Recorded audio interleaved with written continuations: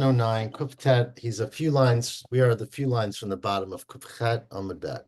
Yeah, okay, that's This is right. it. Yeah. And I know, That's right. Charlie, you saw the next, I mean, we'll talk about this again, of course, but the next two Shabbatot are Erev Chag, Right. Chag, as the case might be, Shavuot Tov Miriam. Shavua Tov. So I'm away. I'm physically away for Pesach for both Who parts. allowed for that? And so David is going to be doing it in person on Shabbat, Sunday, Monday at first days, and Shabbat Sunday. So if anyone can join and is around, there'll be, I think, an hour or whatever he said before Mincha. Mhm. And then I'm traveling almost every Shabbat between Pesach and Shavuot. So hopefully we'll figure out our stuff. Wow, where are you going? Got a whole range: Chicago, San Francisco, Dallas, Wow, I'm etc. going to Chicago too. Yeah. Okay. We'll look up. Anyways, so we'll figure it out. I mean, we'll get there. We'll figure it out. Okay. Looks like Robert's got a beautiful background there. I love it. Okay, so Shavuot Tov, it's the last Motzaei Shabbat in Sanhedrin, and today's daf is daf Kuftet. We are up to a good place to start is 5 lines from the bottom of Kufchet Amud Bet, and that's a good place because it's really important to understand the sugya, even if you already did those lines, they're relevant for the next stuff. So says the Gemara, 5 lines from the bottom. And of course, the way we got to this, of course, we don't need a lot of excuses to get to things in this parak, but sort of the way we got to this is that there was a discussion about the Mabul, right? About the door of the Mabul and Noach and his family. And Shem was asking questions of, they were asking questions of Shem, who was the son of Noach. Eliezer was asking questions of Shem. So we come to another story of the next generation. Amar Rav Chanan bar Levoy. This is 5 lines from the bottom of Kufchet Amud Bet. Amar Shem Rabba leEliezer. Shem Rabba, remember we called Shem the Great, the son of Noach. He said to Eliezer, the servant of Avraham, Ki atu alaychu malkei mizrach u'marav. You know, when all the kings came against you, remember that Avraham went to help Sodom in the war of the kings. So Shem asked Abraham wasn't Haredi. I'm sorry? Abraham wasn't Haredi. Okay, that's our first political comment for the night. We'll get many more. It's a very contemporary daf in many ways. We'll see. So, but thanks for starting us off, Charlie. So, when Shem said to Eliezer, sorry, you went to fight this war. How did you fight? Or like, I mean, how did you win? You're one guy who was 100 years old or whatever. Like, what was happening? So he asked him, Hechi aviditayo, what did you do? So so Eliezer said to him, remember Eliezer, it says in the pasuk that Avram went with 318 people, but the gematria of 318 is Eliezer. So the medrash is that he went with Eliezer. So Eliezer said to him, Aitia kadosh baruch hu Avraham. God came to Avram when he went to battle. The otve miyamino, and he put him on Hashem's right side, put him up in the heavens. And Havishadina and Afra, he would throw, Avram, I think, would throw dirt at the enemies. Vahavicharvi would turn into swords, turn into spears, and kill them. He would throw gili, which is a straw. Vahavigiri would turn into arrows. So basically, any material became lethal, and he was able to fight all the armies and kill them. Shenemar, and it's based on this very interesting pasuk in Tehillim, which says the following. It says, Mizmar li David, Nu'um Hashem, Ladoni, Shev limino, so this is the context, sitting on God's right side, and Ashit Oivecha Hadom Raglecha, make your enemies put under your feet, basically, the footstool. And it says, a different pasuk in Yeshayahu, Mi Heir mi Mizrach, who's going to come from the east? And Rashi points out that we refer to Avraham as the man who came from the east because he did immigrate to Israel from the east, from Aram Naharaim, right? Who's going to come from the Mizrach? Tzedek Yikra'eo, L'raglo, they'll call him righteous. Yitain lefanav goyim umlachim yerd, right? All the nations will be subject to him. Yitain ke'afar cherbo kikash nidaf kashto. The dirt will be his swords, and the kash, the straw, will be his arrows. So that is the bow. So that is a reference to Abraham's magic in fighting the 4 kings versus the 5 kings. Now, why is that so important for our context? Maybe that's not why, but then we get to the next fun story. 2 lines to the bottom, we had the story in some version of it in Tanit. Nachum ish Gamzu. was a man named Nachum who came from a city called Gimzu we had in Tanit. Now we call him Ish Gamzu. Havi Ragil Decholda Havi Salik Lehi. His custom was that whatever happened to him, Amar, he would say, Gamzu Latova, right? Whatever happens, no matter how tragic it appears, no matter how unexplained, this too will be for the good. I trust in God. Yumachad, so one day, Bo Yisrael l'shdurei doron l'Kesar, right? It was time to try to appease the Kesar. They sent gifts to the Kesar, which was a pretty common practice in the Roman times, right? To try to get on the Kesar's good side. So they want to send a gift. I don't know whatever gift it was, a beautiful bottle of wine or, jewels or something. And Amri, they said, Bahadi man nishader, turn to the top of Kuftet Amud Aleph. Who should we send this gift with? Nishader Bahadi Nachum Mishgamzu. We'll give it to Nachum Mishgamzu. He's a righteous guy. He's not going to steal it from us. He's going to, hopefully Hashem will protect him. Dimalumad benisimu. He miracles happen to this guy. So obviously it's very perilous to travel from Israel to Rome or wherever you're going with money and jewels, right? So you need a lot of miracles. So Nachum Mishgamzu takes the box from them, and he starts traveling. Kimatu lahu diura. He shows up in some city, in some, stays in the local hotel in Syria or wherever. And Bola Mevat, he wants to rest there. And they say to him, Amrle Ma'ika Bahadach, what are you carrying with you? Like, what do you have? Obviously, it's like the airport. You got to know, to who packed it, right? Now it seems pretty clear that he didn't pack it. But they asked him, what do you have? Amarlu, so he said to them, well, I'm on a mission. Kamovilna karga lekesa. I'm bringing karga, which is usually a reference to the text. But I'm bringing a gift to the Caesar. So, of course, they caught on, this very upstanding hotel, that he was going to have something valuable there. So, Kamu Balayla, so they woke up in the middle of the night, and the inscrutable safe from the hotel was clearly not so inscrutable, right? Sharinu Lesifte, they opened up his safe, which is not what sifte means. It means his basket, his container. The shakalu called the havigabe, and they cleaned him out. They took whatever jewels and gold or whatever was in there, they took out, and they filled it up with dirt. Malinu afra. They filled it up with dirt so he wouldn't notice, right? He picked it up the next day. It was just as heavy as before. And so Nachum Mishgamzu wakes up in the morning. He slept well. He picks up his chest. It seems the same, and he goes on his way to Rome. Kimatu lahatam. When he gets there, again, I'm saying Rome, the Gemara doesn't say that, but wherever there is, he gets there, ishtakich afra. He hands it over to the Caesar, and they open it up, and it's full of dirt. And they say, Amri, this is clearly a joke, right? They're making fun of me. They're pretending they don't need anything from me. All they want to do is give me dirt. So the Jews are making a laughing stock of me. Afkula Mikdalei. So they took Nachum Mishgamzu out to kill him. He was going to execute him.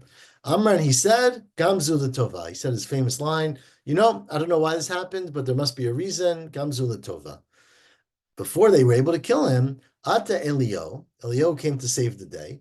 He appeared like one of the senators or whatever people they had there. Amarlon, he said to them, maybe this story seems a little bit weird, right? Why would the Jews send us this dirt?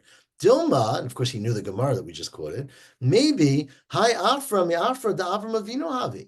Maybe this is the famous dirt of their forefather Avraham, who fought this big war of the 4 kings versus the 5 by you throwing the dirt. Maybe this is some of that magic Jew dirt. He would throw dirt and it would turn into swords, right? So they said, okay, let's test it out. I don't know who they tested it out on, but look, they tested it out. They threw a little bit of the dirt. Ishkechu hachi, right?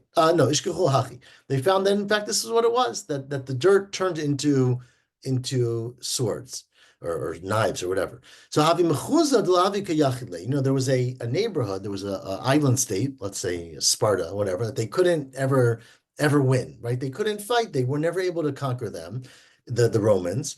And they said, okay, let's use this magic weapon and see if we can do it. And they did. Shadamehu Afra, they threw some of the dirt and kavshuo, and they were able to conquer this nation. So clearly, this was an incredible gift, and they obviously did not kill Nachum Mishgamzu. They were very grateful to him. But Ailu Lebe Ganzi. So then they took Nachum Mishgamzu and they brought him into the treasure chest, or the house of treasures. And they said, Shakol danichalecha. Take whatever you want, right? You gave us such an invaluable gift. We want to give a gift back to the Jewish people or to you. Take whatever you want. So he took whatever he wanted. Maya l'sifta dedava. He filled it up with gold. right? Which made his journey home probably very heavy, but I don't know. He took it home full of gold. So, anyways, he goes back, and remember, his forefather Avram stayed at the same hotel on the way there and the way back. So Kihadar Atta, when he came back to the hotel, they were a little surprised to see him. They didn't really think he was going to make it back. But Amalei said to him, Hanach Diuri, these innkeepers said to him, "My amtit libe malka," right? What happened? What did you bring to the king? I mean, how is it that you're still standing, basically? Amalei said, "What do you mean? I took whatever you gave me. My deshakti mihacham tilatam. What I took from here, I brought there." Meaning he was wise to this trick, but he said, "Whatever you guys filled up my thing with, dirt, I brought there." So they were shocked, but they also then came to conclude, oh, maybe we have magic dirt. People will believe even their own mishigas. So Shakli Inhu, so they took some of their own dirt. To the Hatam, they went to the Caesar, and Katlin al-Hanach and he killed them all, because obviously their dirt was not magic dirt. So that was the story of Nachum, which we quoted because we got to Abraham from Eliezer, from Dara Hamabel, in case you're wondering. Okay, then we're up to now the 2 dots in the beginning of Daf Kuftet Amud Aleph. The next generation, our Mishnah said, was Dor HaFlaga, right? The generation of the pilug, which literally means the dispersion, right? Ein lam chelek l'olam haba. Says where my ofid. What do they do? The whole story is very weird in the end of Parshat Noach, right? They built this migdal, Rosho Migil Shemaima. They said Nasa lanu shame. What did they do wrong? What was the sin that Hashem punished them, and that our Mishnah says Ein lam chelek l'olam haba? Amar Debei Reb Shila. They said the name of Reb Shila, but they said was Nivne Migdal. Amri, we had the word Amri from the Bach. They said, we want to make a tower. Nivne Migdal v'na'aleh l'rakia. We're going to go up to the heaven, right? The heaven up there, which is of course how they understood it, is blue and it's full of water. And when it rains, the water comes down, but very often it doesn't rain, right? And they were starving for water. So they said, we are going to build a tower. We're going to go up to the heaven. We're going to knock some holes in the rakia. Right? We're going to use our sticks to make some holes in that membrane. So the water flows down to us. We're going to control the flow of water. Enough with God being in charge. We want to be in charge of the water. They laughed about that in Marava, in Eretz Yisrael. They said that doesn't make any sense. In Cain, livnu achad betura. Why don't you build it on one of the high mountains? Why are you building it? The pasuk says they went to a valley, right? Why in the world would you try to build something to get to the heavens from a valley if you need to just make some holes in the rakia? So that doesn't make any sense. So Rabbi Yirmiyah said in the name of Rabbi Elazar, or Elazar.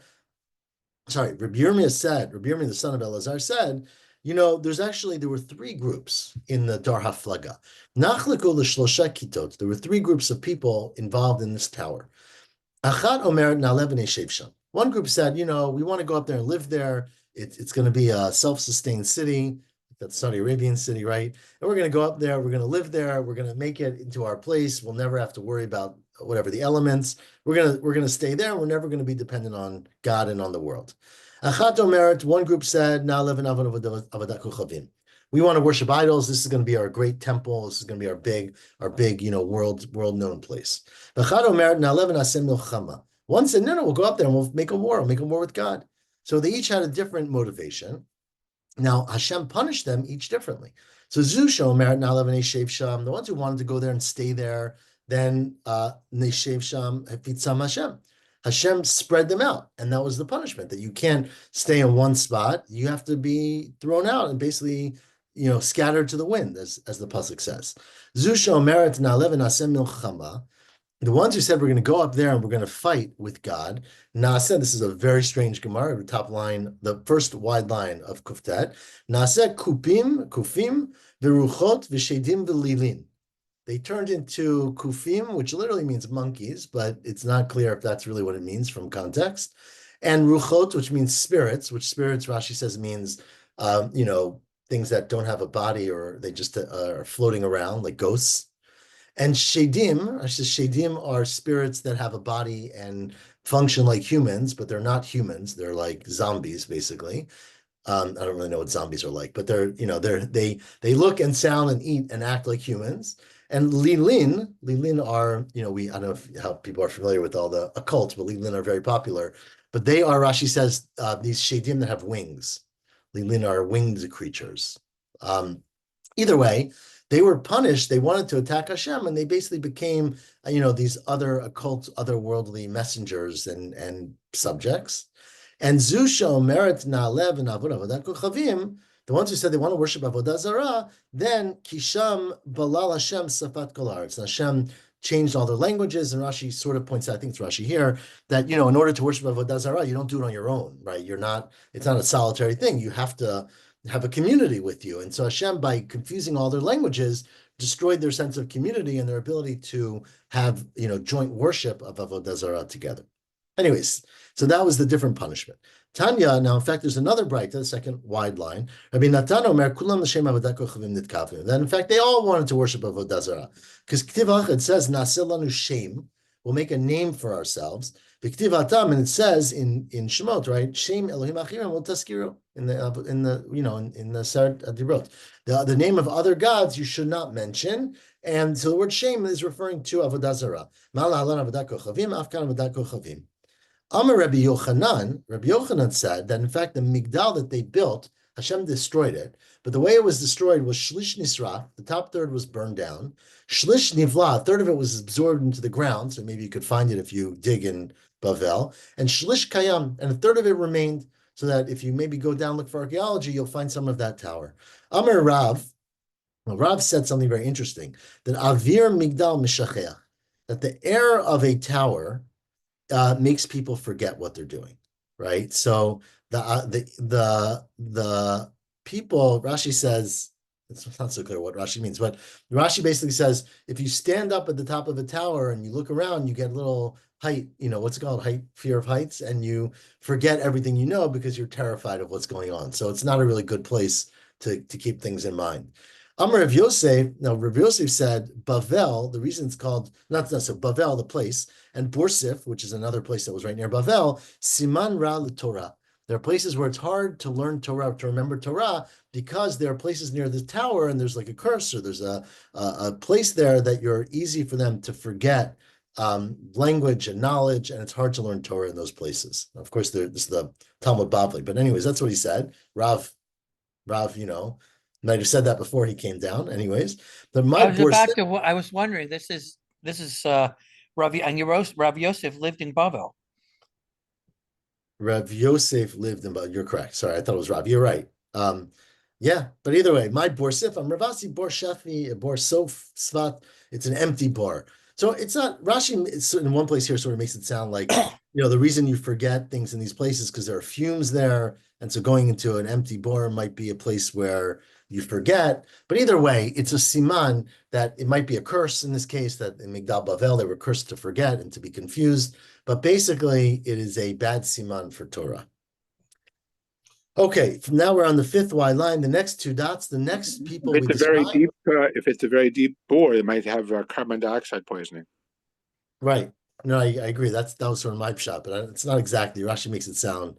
It's not clear what Rashi means. Rashi is just a bore that's empty of its water. So yeah, certainly. And if you go high enough, you get altitude sickness from lack of air. So maybe that's what it is. Continues the Gemara though with the two dots. Anshe Sodom. The next generation, of course, that we talked about is the people of Sodom. Ein lahem chilek l'olam haba. Tanur Rabbanan says the Braita, this is the Tosefta here. Anshe Sodom ein lahem chilek l'olam haba. Shenemar, because it says Anshe Sodom ra'im v'chata'im la'Hashem me'od. A lot of different descriptions about what they did. So ra'im means they were bad b'olam hazeh. Chata'im, they sinned l'olam haba, meaning that their punishment was even in olam haba. So that's the Tanakam. Amar Rav Yehuda, ra'im means begufan. Ra'im means that they used their bodies, meaning that they sexually or they did things wrong with themselves. And chata'im means bimimona. Chata'im means that they sinned by stealing from people and taking money illicitly. Ra'im begufan dichtiv, because it says the word ra'ah refers to sexual impropriety. Dichtiv, because it says by Yosef, he says, Eich eseh hara'ah hagedol azot. How am I going to do this ra'ah? What's this ra'ah? To sleep with the wife of his master. Of course, it's a little confusing there, because it's not so clear if Yosef was upset about it in that pasuk because of the sexual part or because of the trust part of it, right? Mm-hmm. But either way, it was clearly something physical. It continues v'chatati Elohim, right? And the word chata'im or chata'im of Sodom is bimimonam because it says dichtiv haya b'chachet. It says this is the way it's a pasuk in Dvarim, when it says that you're going to take something from a poor person, haya b'cha chet, and you will have a sin. And then it says La Hashem. What does it mean? It say by La Hashem by Sodom. Zuberkat Hashem. It means they cursed Hashem, right? They attacked Hashem. And Zuberkat Hashem. Me'od means shemitkavnin v'chotim, that they really did it intently. They were not accidental sinners. They were very intentional, wanton sinners. That's Rav Yehuda. The Matnitatan in the Braita we learn that we darshan each word in the pasuk. Ra'im means bimimonam, which is the same thing that Rav Yehuda said. I'm sorry, it's the opposite, right? Sorry. Ra'im means bimimonam, which is the opposite. Chata'im means bigufam, with their bodies. Ra'im bimimonam, what's the proof? V'ra'a einecha b'achicha havyon, right? You will see, you'll do evil to your brother who's poor. And chata'im bigufam, because it says by Yosef the same thing. Right, it's the same proof from Yosef. It's just a different word in the pasuk. By Yosef, it says "V'chatati le'Elohim." So what's the chet? It was to sleep with Eshet Potifar. So you see that sexual things could be referred to as a chet. La Hashem, which is the same thing Rav Yehuda said, Zuberkat Hashem. And Me'od is not referring necessarily to intent, but Zu Shfichat Damim. Me'od refers to people who are murderers. The Shenemers, it says Gam Dam Naki Shafach Menashe. We quoted this, of course, a week ago when we talked about Menashe, that he was very prolific in killing people. Tanur Abanan says the Braita now, I don't know, 15 lines from the bottom, there's a star in Tosefta. Anshe Sodom went off the path. They only became haughty and full of themselves because God was so kind to them. Because, how do we know that? Where am I? Because what does it say about the people like Sodom? And now this is a very long pasuk with a complicated translation from Eov, right? This pasuk in Eov, which we'll see the context in a second, is referring to the people of Sodom. So what does it say in Eov? Eretz, now we're quoting from Eov Chavchat, Eretz mimeno yetze lechem, right, or the land of which bread comes from, and we're going to see that Sodom was very rich and very prolific, and they had a lot of food and a lot of grain. V'tachter napoch kamo ish. It will be turned upside down like a fire, which of course is what happened to Sodom. But the pasuk continues and says, "Mekom sapir avanea." Its stones were like sapirim, or like precious Sapphires. jewels. Sorry, how do you sapphire? Sapphires, literally a sapphire. Sapphires. Okay, good answer. Va'afrod zahavlo. Its dust was like gold, meaning it was, like America. The streets were paved with gold. Nitivlo yado ayat, right? The ayat, the birds didn't ever attack anything, because of course birds attack when the birds of prey, when people are dead or when animals are dying. V'lo shazafnu ayin haina, the ayin, which ayin ayah. Inaya is a falcon usually, right? It didn't attack there. Lo adrichu b'nei shachatz, lo adelo shachal, right? There was no animals that trampled people there. The lion never went there. But anyways, it was a beautiful city. So it had all this stuff. So Amru, so the people in Sodom said, where am I? Amru, the people said, look, we're really rich. We got everything. Our land is full of grain and bread, full of jewels. They said, Amru, sorry, I keep losing it.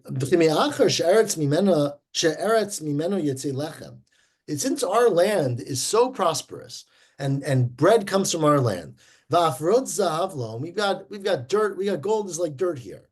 Why would we want to welcome in any foreigners? Why would we want to welcome in any travelers? People just want to come and take advantage of us. They just want to come and take away our money. We are the most fertile, prosperous land. People are just coming to take advantage of us. So let us forget about no immigration, right? Not immigration, really. No tourists is what boy regularly means, right? No people can come through our land. And that's Beis Shenemer, the next pasuk in Eov, is that it continues and says, paratz nachal mi imgar, right? Nishkachim mine regel. They broke open a waterway. They opened up water where people were far away from where people were living. Hanishkachim mine regel, where they forgot how people walked there. Meaning they made people not walk there. Dalu me'anosh, no, they went far away from where people were. So basically, the people of Sodom were very wealthy, and they said, we don't want to share it, and that's why they were punished. Darash Rava. Where am I? Rava Darshan. What does it mean when it says in the pasuk? It's the pasuk in Tehillim. Ad anna tehotetu al ish, right? How long are you gonna punish, or tehotetu means overcome, or like like take advantage of a person. Tiratzchu kulchem, you're going to kill all of them. Kikir natui, like a wall that's collapsing. Gider hadichuya, like a fence that falls over. What does that mean? It's referring to Sodom. You know, one of the things they did in Sodom is they would look at people who had a lot of money, presumably locals, but they would take people who had a lot of money. They would invite them to come sit down next to a wall that was about to collapse. And then they would push the wall down on the person and kill them. That was one of their tricks to steal money from people. Is they would kill them, slowly, I guess. Not slowly, but on the way. Darish Rava asked Rava, there's another pasuk. This is actually the same parak in Eov that we quoted before. When it says in Eov, chatar b'choshech batim, right? You will dig in houses. Yomam chitmu lamo. They would close it off during the day. Lo yadu ar. They would never see the light of day. What is that referring to? Milamed, what it means, and again, it's referring to Sodom. They would pay attention to who's got money, who are the prosperous people, and they would, they want to steal from them. They don't know where they keep their jewels and their money. So what they would do was they would give them a farsimon, like a perfume, like a smell, a spice that's very strong, and say, look, I got this really valuable perfume. Can you do me a favor? And I'm going away for 5 days. Can you store it for me? I don't want anyone to steal it. Right? So this guy, who was very nice, I guess, would say, sure. And he would take it. So he would hide it in his treasure chest, right? In his hiding place. But of course, it was like a air tag, right? That they knew exactly where it was because they could smell it. So la'erev, that night, when no one was looking, they would smell it like a dog. Shenever, as the pasuk, this is going back to Tehillim, it says Yashuvu la'erev, they come back in the evening, Yehamuki kalav, they bark like a dog, they go around the city. So that's referring to these people. They would smell it like an animal. They would go and they would dig in there and they would steal the money. So it was one of the other tricks of the people of Sodom. We basically are attributing, all kinds of nefarious tricks to the people of Sodom. And it says furthermore in Eov, and again, these are all things we're saying were done by the people of Sodom. This is all, not all of it, but most of it in Perek Chavdal and Eov. Aron Yelina Mibli Lavush, they would sleep at night naked without clothing. Vein Kesut Bakara, and they didn't cover people in the cold. We're going to see they were very unkind to travelers. Chamar Yitomim Yinhago, they would drive away the chamor, the donkey of a yatom. Yachbalu Shar Almana, they would take, as a mashko and the shar of an almana. Givulot Yasigo Eder Gazlu Viro, they would break down the fences. They would steal their sheep, and they would graze them. And he brought him to his kfura, and they would watch over his tomb, right? Meaning that they would pay attention, basically, and steal from people no matter what. Now, Darish Rabbi Yossi b'Tzipori, Rabbi Yossi taught this Gemara in Tzipori about how the people of Sodom would find tricks to steal from other people. And of course, unfortunately, some of the people who listened to his shiur came up with this idea and thought it's a great idea. So that night, that night, 300 treasure chests, 300 safe deposit boxes in people's basements were stolen in Tzipori, because people caught on that you could give someone something and they'll trace it and they'll find out where they hid all their treasures. So Abdu Kamatsari. So the next morning, people came to Rabbi Yossi and said, why are you telling people that? Amrilei, they said to him, Yahifta Orche the Ganve, you're giving a roadmap to the Ganavim. Why are you teaching people how to steal? Amarli said to them, you can't really blame me for this. Mihabi Adana Atu Ganvi. I knew that all you people are thieves in front of me. Like, how do I know that the people are gonna follow this advice and go stealing, right? It's one thing to give advice to people, it's another thing to be the person who's gonna steal. Either way, says the Gemara, but don't think that the people at Tzipori did not like Rabbi Yossi just because he mistakenly showed them how to steal. Ki kanach nafshi to Rabbi Yossi, when Rabbi Yossi died, Shafi Marzeve de Tzipori Dama, the Marzivam, the gutters, like the place on the side of the street or the roof were not the place on the side of the street, the Marzivi, were pouring with blood because people were so sad, or it was a miracle that the blood came because everyone was basically crying and as if they were mourning for him. The city itself mourned for Rabbi Yossi. Ali, can I go back to the list? It seems like sleeping naked doesn't match everything else that was listed. So what we're gonna darshan some. We're not gonna darshan it all, but we're gonna talk now about how they were very unkind to tourists and they wouldn't let them, a place to stay. We're gonna get to some of these stories, which you may have heard as a kid about the famous bed of Sodom. Is that saying that they made other people sleep naked? So that's how we're understanding the pasuk. That one of the evils that they did was that they would not give people shelter and clothing. They stole their clothes. Right. Um, Not so much that they themselves slept naked. Correct, not they themselves. And we're going to see. I mean, obviously, we blame them for anything we can, but it's not so much sexual impropriety or things like that, or even avodah zarah. It's that they were very unkind and they stole and they were very loose with money, and very ungenerous to other people. So it says right now. Let's see some of the practices of Sodom. We're in the middle of the second to last line. Amri. They take out the word Amri, I think. Well, whatever, it's not clear. Some people would say they would say, sorry, in Sodom, that look, remember they would have one of the things they did was they had a communal shepherding course, right? Meaning everyone pulled their animals together and one person would watch over the animals. So they would say, look, the itle chad Torah, if you own one animal, one shar, then you get 1 day of shmira, right? Mari chad yuma, you have to be the shepherd for 1 day. Deletle, if you don't have any animals, then you have to do 2 days. Right, so they had all kinds of perverse kind of rules that made no sense. If you have no animals, you had to work 2 days. So you have to work more. Literally, treyuma. Now there was a yatom, there was an orphan, a yatma bar malata, the son of a widow. Habile, which most orphans are, right? Habile ture the mare. They gave him the sharim to be the shepherd. They said, you got to be the shepherd. And they made him work. Azol shakilno, so he didn't own any animals himself, but they said, you got to work anyways. You have 2 days. So he took the animal, shakilna, the katlin, and he killed it. And he gave out Amarlu, and then he said to all the people, turn the page, I'm giving out pieces of the hide of this animal. The itzle tura, if you own one animal, then take 1 piece. Nishkol chad mashcha. The letle tura, if you don't own any animals like me, nishkol trei mashchi, take 2 pieces. So Amalei said to him, my hide, what are you doing? Amalei said, well, I'm just following your logic. Sofdina kitchilatina, I'm treating the end of the life of the animal like the beginning of the life of the animal. Matchilatina, just like in the beginning, you said that when you watch the animal, if you have no animals, you got to watch it more. I'm saying when we give away the animal, if you have no animals, you get a bigger piece. So matchilat din, I'll read it inside now. The 4th line of Kuftet Amabet. The itle tura, if you own an animal, mari chadium, you got to work 1 day. The letle tura mari treyum, you got to work 2 days. Afsoftina, the itle tura, if you own an animal, lishkol chad, you get 1 piece. The letle tura, if you don't own it, lishkol trey, then you get 2 pieces. All right, that was his way of getting around them. The next thing they said was the avra b'mavra. They had a highway that they built that made it shorter to get into the city. And they said, if you pass over the bridge, you got to pay a toll. Native chadzuzah, you got to pay 1 toll. But if you take the other way and you don't cross the bridge and you go the long way, you got to pay two zuzim. The little avra b'mavra, if you don't go on the bridge, native tray. The havile dara delivna, and there was a story of people who had a row of bricks, right, which are not very expensive, but he had 100 bricks sitting out drying in the sun, and ati kol chad v'chad shakol chada. Every person in Sodom came and took 1 brick. Rashi points out, really, in the next case, that, basically what they said was, what's the big deal? 1 brick, you don't need a brick. I'm taking one.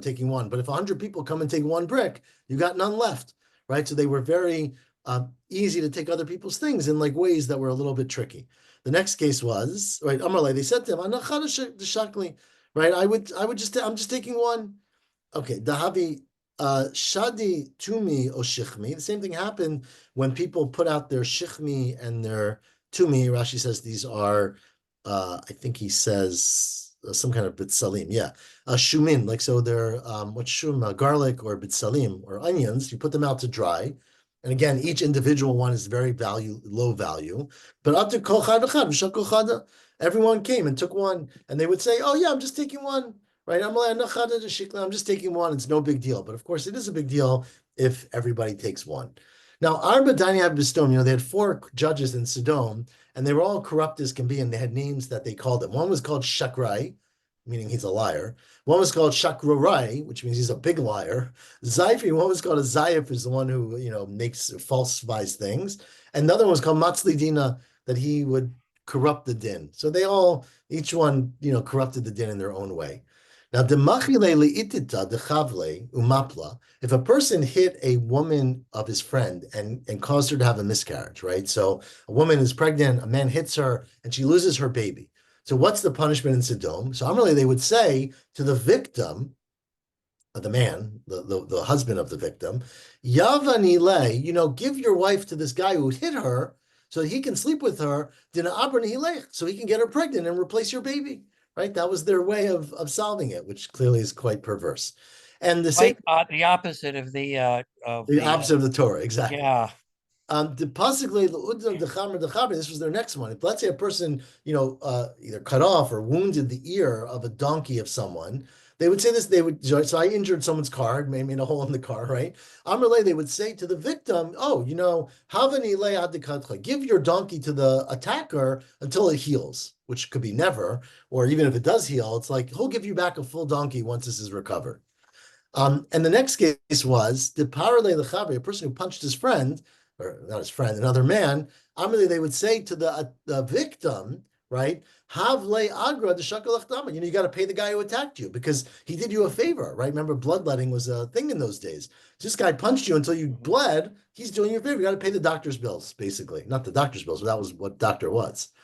The Avar b'Mabra, if you passed over the bridge, over the water, Mabra is the ferry, right? You passed the ferry over the water, Yav Arba Zuzah, you had to pay 4 zuz. That was the price. But if you didn't use the ferry and you just swam on your own, Davar b'Maya, they said you got to pay double. Yav Tamnaya Zuz, you got to pay 8 zuz. Now, Zim Nachada Ata Ukoves, once a poor guy from outside of town, Koves usually means a launderer, right? But like a person who washes things. He came to town to pick up someone's dry cleaning. Ikla Lahatam, he figured I can't really pay the fine, the ferry, so he swam, right? But he shows up and they say, well, you're a new guy in town. You got to pay. Amrle, they said to him, Havar Brazuzi. You have to pay 4 zuzim for admission to town. Amalei said, no, I didn't use the ferry. I went over the water. I swam. Amalei said, oh, well, then imkain havtamnaya. Then you got to pay double. Davarta b'maya. So Yeloyav, you didn't give them the money. He didn't have any money. Padius, they punched him. They hit him until he bled. So after the Kamei de Daina, so he brought them in front of the judges, and the judges said, oh, Amalei, well, you got to pay them now for hitting you. Havle agra the shakolach dama. You got to pay them payment for letting your blood out. And you got to pay 8 zuz for getting into town. So it was quite corrupt. Eliezer, now there was a story with Eliezer Eved Avraham, right, who was a little bit smarter than I guess the average Koves. But Eliezer Eved Avraham showed up in town. Idrami Hatam, he went to town, and Pajua, they beat him up. And Atula Kamei Daina, so he came in front of a court, and Amalei said, well, when someone beats you up, you got to pay them. Havle Agra, the Shakal Achdama, you got to pay them because they cause you to bleed. So Eliezer Shakal Galala, he took a Galala, which Rashi says means either a stick or a stone, right? Either a baseball bat, I like that shot, or a stone. Galal usually means a stone.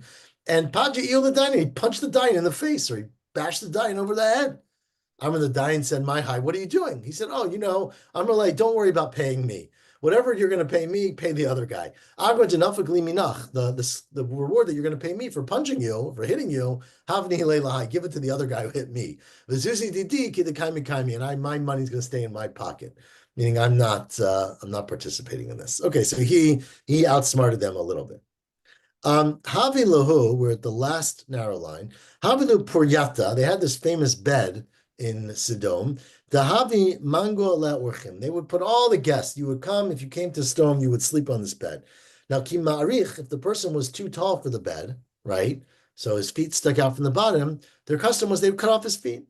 Gaizule, they would cut him down. Again, I don't exactly know what that means. I don't know what any of this means, but that's the medrash, right? They would cut his feet off. Ki havi gutz, if he was too short for the bed, then they would stretch him out. Maftinle, they would put him on the wheel, I don't know, and stretch his bones, Rashi says, until they broke. So they were very, sure, we'll let you stay here, but you're going to stay on our terms. Like So when Eliezer came and he got beat up, they offered him, we got a perfect bed for you if you want to stay. Amrle, kum gani aporia, come, we got a beautiful bed for you. Amrle said, I can't sleep on your bed. Nadra nidri. I made a neder. Min yuma de mitat ama, from the day my mother died, loganina aporia, I'm never sleeping on a bed again. Again, a very, very strange story, of course, like all of this, but Eliezer didn't fall for their trick. Where am I? Kihavi mitrami lu anya, right? Now, when a poor person would come to town, they would say to the person who said, I'm starving, I need food. They would say, sure, we'll give you money. Everyone give a dinar, everyone give $100 bill. And they would write their name on the back of the bill. You know why? Because no one, they would collude. No one would give him bread. Everyone would say, we have no food, we can give you money, go buy food. He takes the money to the shuk and no one's going to sell him food. And Kavi mate, eventually the person's going to die of starvation. And so everyone then went to the dead body and took back their money. And they took it back. So they looked like nice people. They pretended to be decent people. And of course, they were just going to take their money back in the end. Now they had a condition among the people of Sodom that anyone who's generous and invites someone to a hilula, which usually means a wedding, but to a big celebration, l'shalech glima. You know, we would take his coat from him, which might have been a status symbol, right? You take away his outer coat. You can't wear your coat anymore. So Havia Hilula, once there was a big party, a wedding, and Ikla Eliezer Lahata. So Eliezer shows up. I guess, I don't know, he was invited to the wedding or he wanted to come to the wedding. Well, they wouldn't give him any bread. When he came to sit down at the meal with them, when they came down to the meal, Eliezer came, he joined them, he sat down at the table at the end of Sefer Tekula, means the end of the table. So the guy sitting next to him said, what are you doing here? Who invited you here? You have no business being here. He said to the person sitting next to him, oh, at Zamantain. Don't you remember? You invited me.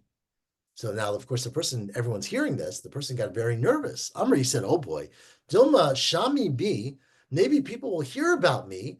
The Ana Azamte, that I invite people, Mashichle Mani, the high governor, they're going to take away my coat. So he picked up his coat, Shakal Glime, Dahu, the Yativ Gabever out to the bra. He took a coat and he ran out because he didn't want to be stuck there carrying the coat, so to speak, but being accused of inviting this person to the meal, inviting Eliezer to the meal. Of course, Eliezer scooted over one seat and said the same thing to the next guy. Thanks for inviting me, right? And then to the next one. He did that to all the people. Everyone had run away. He had his own personal meal at this wedding because he outsmarted all of them. Anyways, the final story of Sodom was also a very famous story that I at least learned as a kid. Havyahi Ravita, there was a young woman in Sodom who had a conscience and she really wanted to help people. But of course, you weren't allowed to help people in Sodom. So she was Havit Mafka Rifta La'anya Bechatzpa. She would take bread out for the poor people in her chatzpah, in her bucket, meaning so she would hide the food that she was bringing out so no one would know. Of course, they found out. Secret police found her. Iglai Milta, they found out, and Shafyua Duvsha, they covered her with honey, and they hung her up from the walls. Ukmal Igashura, they hung her up on the wall of the city. Ata Zibura Vachlu, and the bees came and stung her and killed her and ate her, it says. Hainu Dichtib, and this is what the pasuk means when it says, Vayomer Hashem, Hashem said to Avram, right? Zakat, or the pasuk says, Hashem said, Zakat Sodom V'Amora Ki Rabba, which of course means it was a lot, but we darshan says, Yehuda Marav Al Iskei Riva. Right, the word riva means a young, a woman, a na'ara, that it was about the tremendous evil that they even killed this young woman. So that was the terrible thing of Sodom. Continues the Gemara will do, let's just finish, even though I know it's a little late, perhaps for me at least. Miraglim, the Mishnah said, the next group is the generation of spies. So it uses two words. It's vayamutu b'olam hazeh, but magefa is referring to olam haba. The next thing the Mishnah said about that Korach, right? The whole community of Korach ein lam chilek olam haba. Shenemar, because it says in Parshat Korach, v'tichas elehem haaretz, the land covered them. B'olam hazeh, it's referring to this world. Of course, they were dead. Vayovdu mitoch hakal, they would be lost from the people, meaning olam haba. That even olam haba, they would be separated from the people. Divrei Rabbi Akiva. Rabbi Eliezer says, no, I disagree. Aleihem Amarka, too, this was our Mishnah, right? About the Korach, the pasuk in Shmuel says, Hashem meimitu mechayeh, Hashem kills people or makes people die and brings them back to life. Morid Shaol, it puts them down in the depths, like the people of Korach, but they will come back up again for Olam Haba.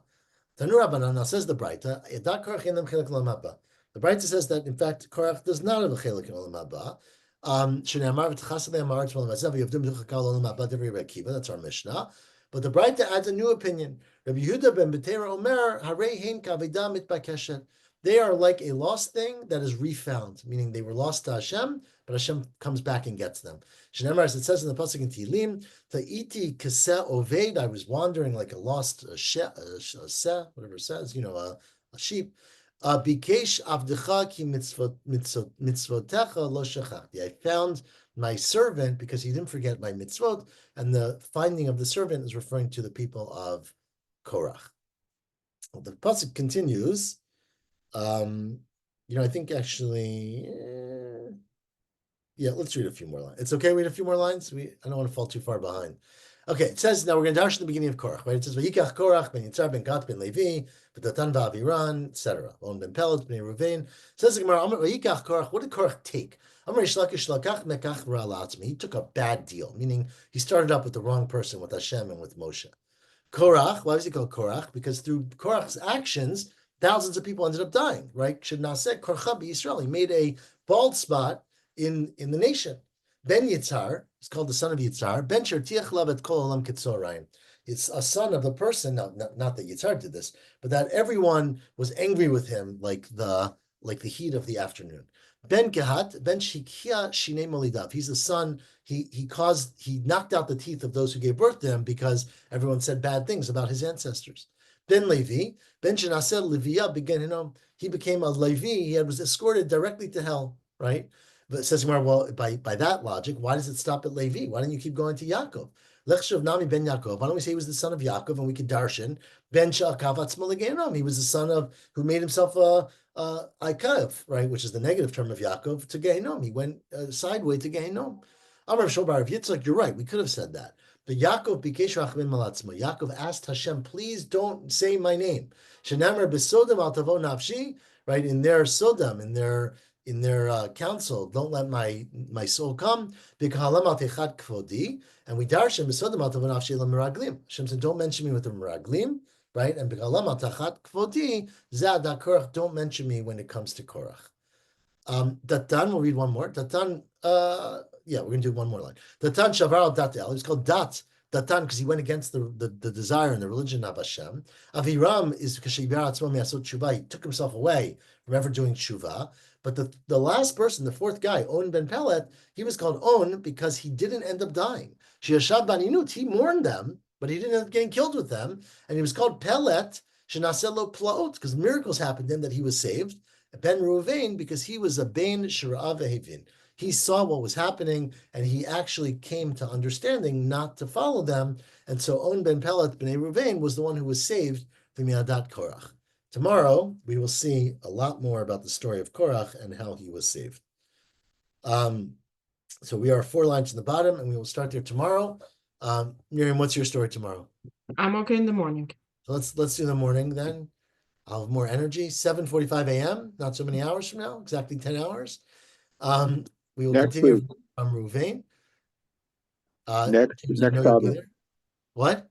What are we doing next Shabbos before Mincha? So David put it in the chat, but I'm away and for the next 2 weeks because of Chag. We're going to learn in person. David's going to do it in person at Shul, I think an hour, but maybe 45 minutes before Mincha on every day of the holiday. So I personally am not going to be back with you all for 3 weeks. Sadly. I would suggest even after the Chag, we continue before Mincha. Instead of at 9 o'clock at night. So the problem with that, there's 2 problems with that. But the bigger problem with that is that I'm away every Shabbat between Pesach and Sukkot, and Shavuot, not Sukkot.